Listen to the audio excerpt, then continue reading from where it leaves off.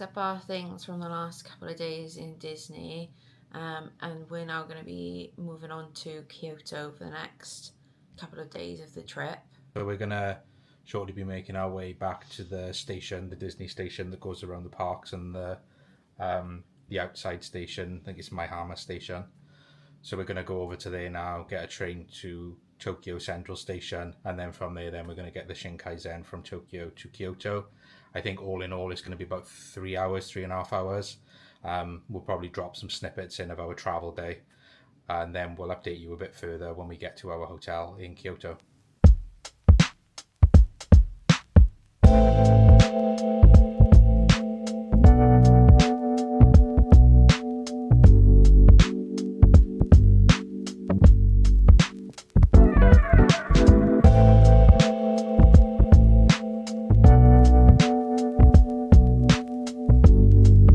Just a bit of an update. We've finally arrived into our hotel in Kyoto now.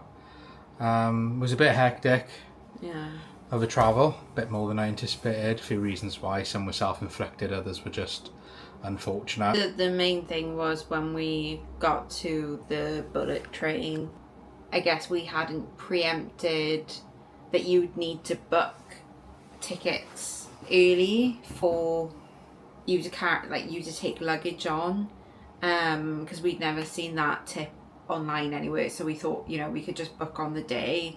And we did get on the trains, but it just resulted in us, I guess, having to sit separately for a couple of hours, which it is what it is. But I think there was a little bit of panic at the at the start when we got to Tokyo Station. So that was a bit of a stressful 25-30 minutes, but for the journey itself, I mean, I don't know about you, but I thought it was quite comfortable. The bullet train itself is really spacious and comfortable. Decided to get an Uber. You can't just get a normal taxi service. They do offer a specific area of the taxi stands that cater to foreign tourism, so they do speak some English in regards to that, and there's a big sign outside the front of the stations when you come out. Now we're going to freshen up a little bit, just because we've been on the train for 2 hours and we've been travelling for about just over 4 now. We're going to freshen up a bit, get our bearings, and then head out into Kyoto. We're not too far from Nishiki Market, I should say, which is just 9 minutes down the road on the train. And then also we may go a bit further in then, and try some food, have a look around, get our bearings for our first sort of afternoon in Kyoto.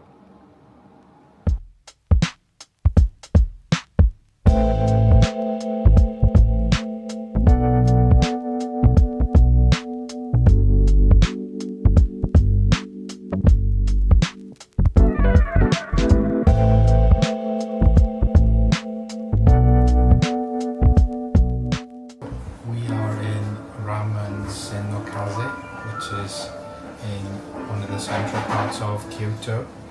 I got the Kyoto ramen, which is salt flavoured cream based ramen. The pork is so tender, it just melts in your mouth, and the flavour on it is amazing. Let's try some noodles. The noodles are just so tender, chewy. That's nice creamy broth. It's salt based, but it's not overpoweringly salty or anything, and it just works well. Just amazing dish. 10 out of 10. Amazing. The ramen, which is it's creamy ramen broth, but it's soy sauce based rather than salt flavoured. So it should have soy in it as well. It's just so tender. So good. I feel like any ramen we've had so far is not disappointed, but there's just something about it. Like the pork is slightly burnt or charred, but it's melting in your mouth, so it's caramelised, meaty flavour. Yeah, 10 out of 10. You just saw us go for ramen. We had a bit of a quick walk around. But we've come back to the hotel to kind of recuperate in preparation for the next 2 full days that we have here, because we have a lot on our list to sightsee in Kyoto. But we thought we'd just go to, I think we went to Lawson's. Yeah, Lawson's. Went to Lawson's, which is one of the big convenience stores out here. And just got a few snacks. So we thought we'd do a bit of a taste test for some of them. The other good tip as well for Lawson's, Family Mart and 7-Eleven is if you go towards the latter end of the day as well, they do really big discounts on a lot of their items. So you can get sort of just rice balls and some nigiri for like 50 yen, which I think is the equivalent of like 25-30p. So an already cheap snack in convenience stores in Japan, it just drops it down by that much more. Minced tuna and yellow pickled radish nigiri, kind of like, sort of like roll. Yeah, I guess it's a roll. It's quite big. It's quite big. It has gone on for anything. It's minced tuna, so the texture of it is unusual. I'd still give that like a 7 out of 10. I actually didn't mind that. Yeah, I 3 points off for the texture. I would probably give it like an 8 out of 10. This is just your standard tuna mayonnaise on a nigiri from Lawson's. We did have the one in Family Mart. I think a lot of people, that's kind of what a lot of people get from the convenience stores over here is the onigiri. Of the seaweed wrapper compared to the one that we had, whether it be Family Mart or 7-Eleven, the one there was a lot more tightly wrapped, whereas this one also has a bit more of a brittle texture. So when I bite into it, it's kind of falling apart around the seams a little bit. But the filling's nice. It's not too fishy. And the wrap's really done. I think if I were to pick between the one we had a few days ago and this one, I'd probably pick the one we had a few days ago. But it's still solid. I give it 6.57 out of 10. So again, the next thing we got was the shrimp cutlet sandwich and the egg sandwich. I think they're called sandos out here. Sandos, yeah. Sorry, I hiccup then. I'm very excited to try this because Japanese bread just looks so light and fluffy. It's like eating a cloud. Every piece of like bread filled thing or bread we've had out here in the last like 4 days has never disappointed. It's all been amazing, and to be honest, just from the feel of this texture of the bread, I can tell it's going to be like really soft. Nice. That's good, yeah. And you're not the biggest fan sometimes of egg sandwiches. Yeah, egg sometimes can be the ick. A bit of a firmer texture with like the vinegar mixed in for that like sharpness. Just so nice. Well, next we have the shrimp cutlet one. Now, I know that there's pork cutlet is another common filling for these sandos that you get in the convenience stores. Really well cooked, nice flavour. Again, the bread is the exact same as the egg one. It's really nice. I give that one 8.5 out of 10. I don't like it as much as the egg one.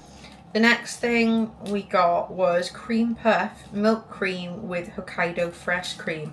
Now Hokkaido, I think, is the one where I think a lot of like Japanese milks and creams come from, and apparently it's got like a really lovely like fresh taste to it. It's very different to like I think British dairy.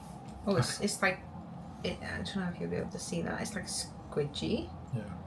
Hokkaido is also the name of the North Island of Japan, which is just further up from Tokyo. Oh my god. That's so good. Give that one 10 out of 10 as well. It's just one of those things you can't really describe to a T, but it hits perfectly right. So the last thing we got, again, this is super viral.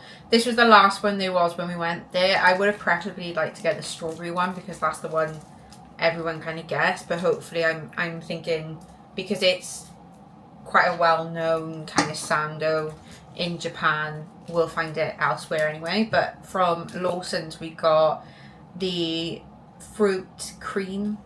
It just says fruit sando, but it's got cream filling, and it's got pineapple, kiwi, what I assume is mandarin or orange, It tastes like if you had whipped cream, like a trifle, like fruit on top of a like cream on a trifle, and then put it in bread. Look at the sandos, and it's still nice to try it because I wanted to know what it was like anyway. But I personally think the strawberry one will be better. Yeah. With the strawberry and the cream when we try that. Yeah, I don't know if it's like the citrus fruit just doesn't vibe with the sandwich as much as it, because obviously a strawberry is just sweet, isn't it? Whereas a citrus has got like a tang to it, and it doesn't vibe as well, I think, in the sandwich. And also because they have because the cream that they use in these sandos is really light.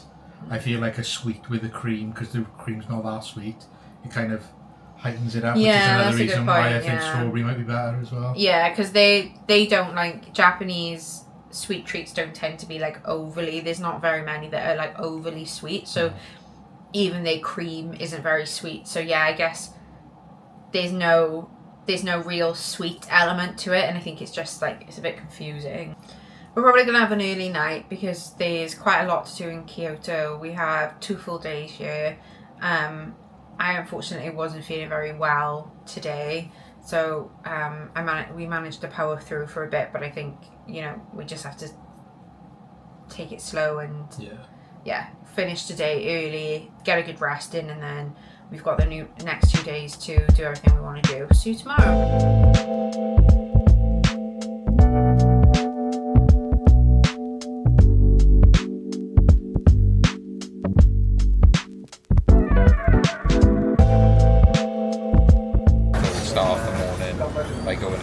Outside of central Kyoto to Arashiyama, which is the town that has the bamboo forest. So we've been here for about 10 minutes now. We're just going to try some food at the food stalls outside of forest, and then we will shortly be making our way in to have a look around forest for a bit. We're just outside the front entrance going into the forest now, and there's a little food hall. Just many different stalls serving different things, so we thought we'd give some stuff a try. So we got the barbecue chicken yakitori, and we got the fried rice cake. We'll try the yakitori first. It's nice and soft, not chewy at all. Nice flavour on it as well. It's got a lot of the fatty bits around it, so it's a bit more juicy than I suppose a normal one would be. But it's still nice. I'd give that a 7 out of 10. Good. Chicken's like super tender again, and juicy, and then it's got like this nice, really subtle sweet sauce. This is like glazed over it. I give that an 8 out of 10. Really nice. It's nice and sweet. It's really soft and fluffy and crisp on the outside.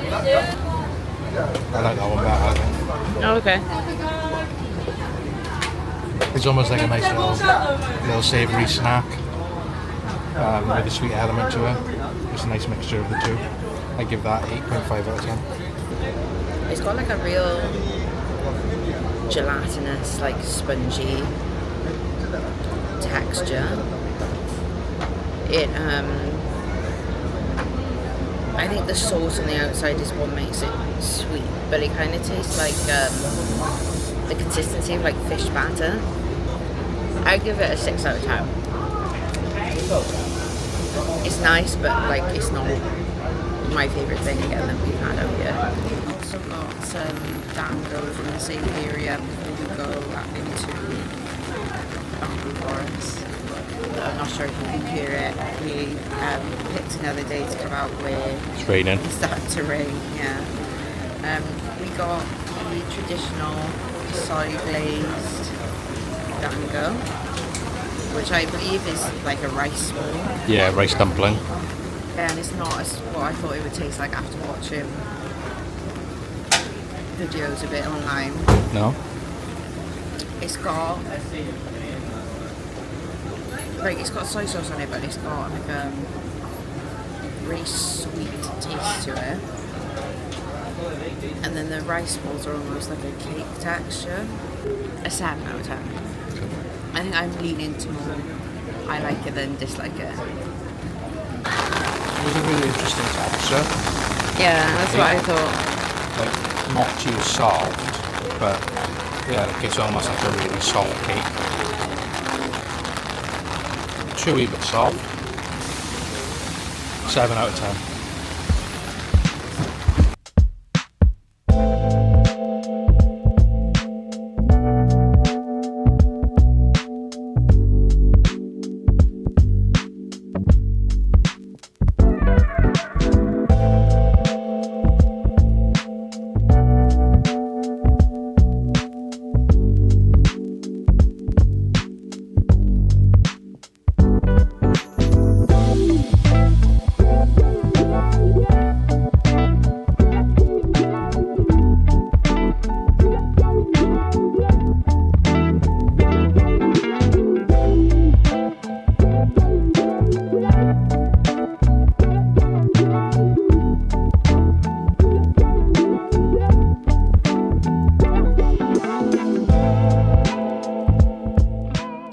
So we've left the bamboo forest.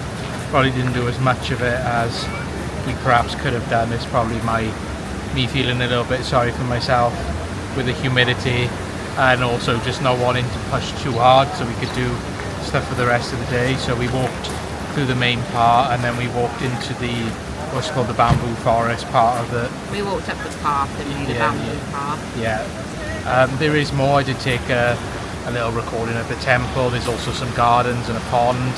So a bit further, when you get off at Asakura, there's the train station that you'll get off at. And then on the right hand side you'll go up to the bamboo forest. You go past the station a bit further down. There's the Katsura River, which runs all the way through the town from the mountains. So we're there now. You can see the river in the background there. And another reason we're here as well was that there was a place that I found online that looked particularly good. It's called Ponta Luna, and they specialise in different types of pies. So we decided to go with the meat pie. Quite pretty pastry. There's even a little bunny on it. Okay. I don't think it's particularly generous with the filling because there's no meat in there. So it kind of reminds me of just a mince beef pie. Just like ground pieces of meat in there with some onions with seasoning. Yeah, it's quite nice. It's a bit more on the flaky side, which I think compared to some of the pies that we have in the UK and that, the filling's a little bit less. It's more pastry than filling. But it's still nice pie. It's nice and warm.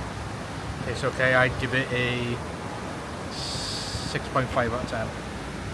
So we're going to be heading back into central Kyoto shortly, and we're going to look at the Nishiki market, and then we're going to do Nijo Castle, which is just above from the markets.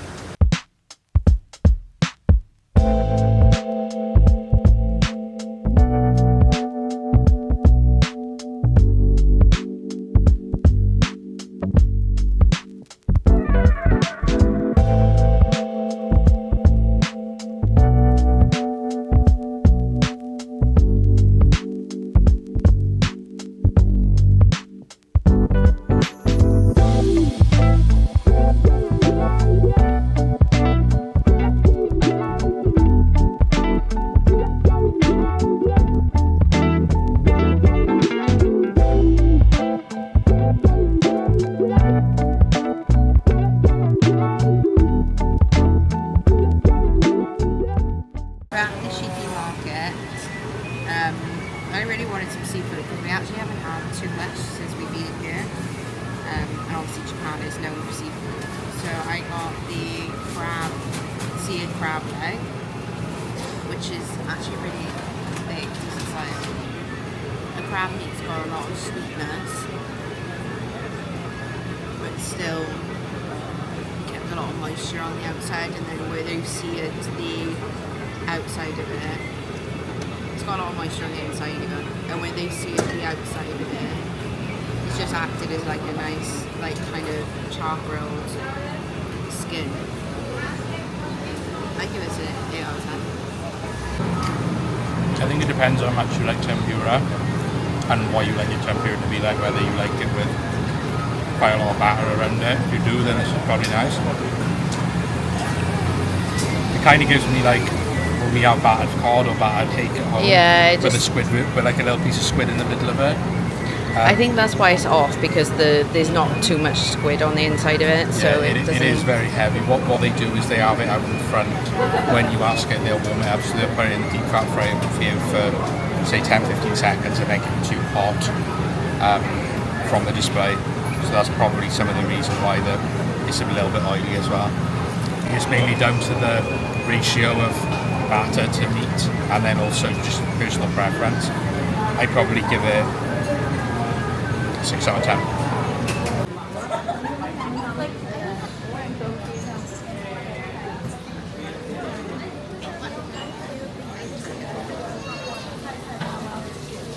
This is one I've seen about. This is the boiled octopus. It doesn't look as appetizing as I suppose if it was cut down. It's kind of weird because obviously the head has got the egg inside, so I mean the egg's cooked nice. The skin around it kind of has a bit of like a sausage taste. Like if you bit into like a bratwurst or like just a normal cooked sausage, that's the meat consistency I'd say that it gives off. It's tasted quite well. I'd say it's more the gimmick of what it looks like than the flavour. Like I'm not really getting too much flavour. Just kind of get the meaty texture. What's the texture? With the just egg. Meat? Yeah, just kind of meaty. Like inside there, I'd say. Yeah, it gives more. Yeah, that's the best way I describe it. Kind of like when you bite into a bratwurst and that. Just the skin of the sausage meat and then a little bit hard on the inside. I probably wouldn't order it again. It doesn't really give me anything when I eat it. Probably would give that a 5.5 out of 10.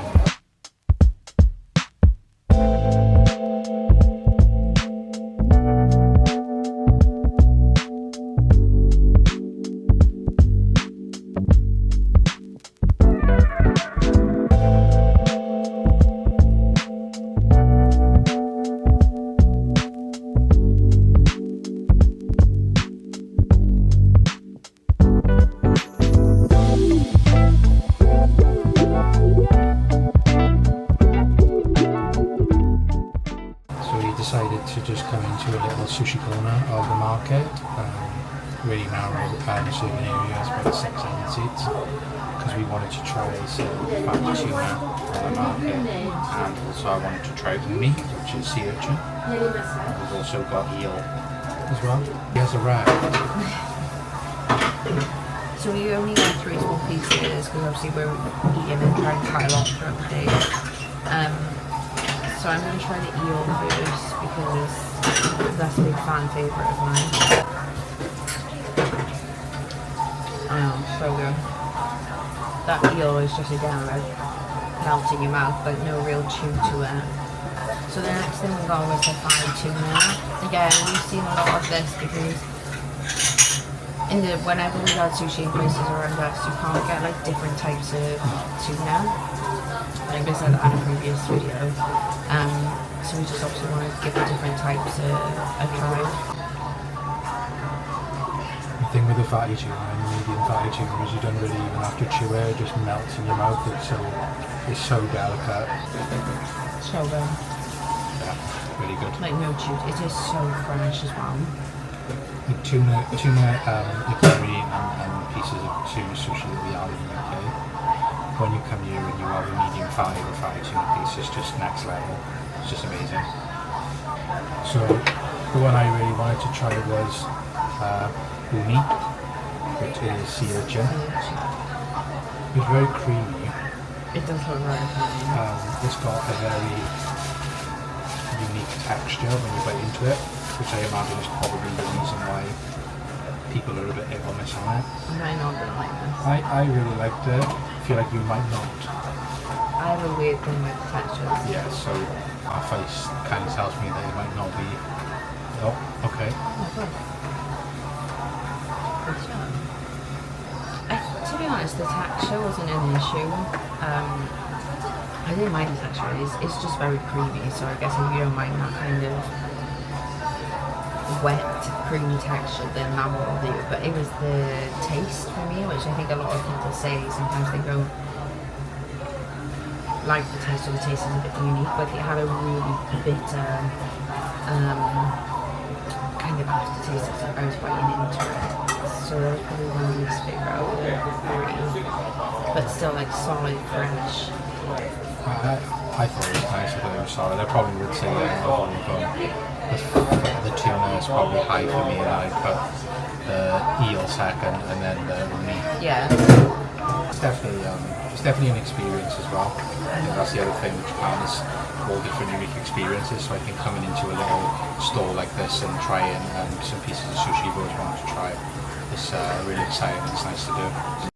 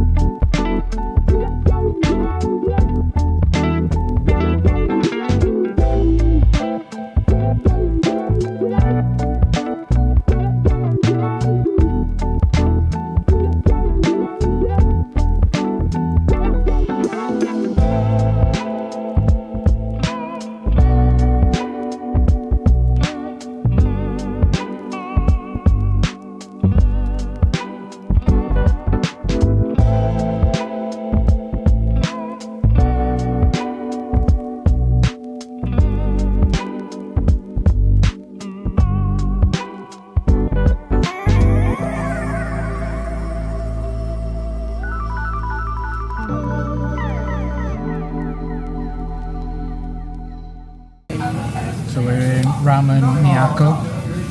It's kind of like a smaller, intimate ramen restaurant just next to the Gion district in Kyoto. So Mena got the pork ramen and I got the traditional ramen in large, and then we got some fried rice as well. There's just strips of pork, but they're so good. Tastes so good. The broth is amazing, really rich in flavour. 10 out of 10. So we just finished food in the ramen restaurant that we were just in, and now we're gonna go up to the Yakuza shrine. It's kind of a more rounded park area, and there's a few other things around here as well. So we're just gonna have a walk around here, might walk through the park as well. That ramen was amazing. Yeah, and it's also just the value for money. So we got 2 bowls of ramen, we got a small fried rice, and we got 2 drinks, and it came to about £16. And if we were paying for that back where we're from, you'd be talking a minimum of £30 to £40. So not only is the quality so amazing here, the value that you get for what you pay for is just, it's on another level compared to what we're used to back home.